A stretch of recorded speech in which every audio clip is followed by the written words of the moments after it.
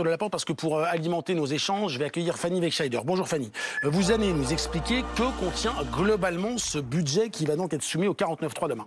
Parmi les principales mesures de ce budget de l'État qui a donc été revu en commission mixte paritaire vendredi, il y a une partie recettes tout d'abord. Et on demande dans cette partie recettes aux plus riches de contribuer exceptionnellement un peu plus, de payer plus d'impôts. Ça concerne quelques 400 grandes entreprises pour un gain de 8 milliards d'euros estimé.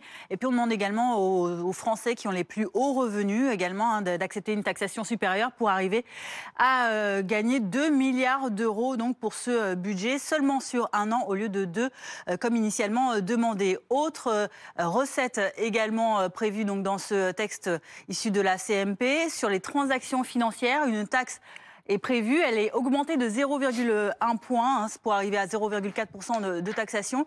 Une taxe également sur la solidarité sur les billets d'avion est prévue en forte hausse. Ce serait 7,30 € de plus par billet en classe éco pour un voyage en France ou en Europe au lieu de 2,63 € initialement prévu. Dans un budget, il y a donc ces recettes, il y a aussi en contrepartie des dépenses. Et dans ce texte donc de la CMP, il y a ce sujet très sensible, cette ligne rouge du PS, l'AME, l'aide médicale d'État, donc qui vise à aider les immigrés en situation irrégulière en leur procurant des soins. Eh bien, elle va être diminuée de 111 millions d'euros au lieu des 200 millions d'euros qui avaient été demandés par la droite sénatoriale. Donc une diminution quand même de l'AME, mais moindre.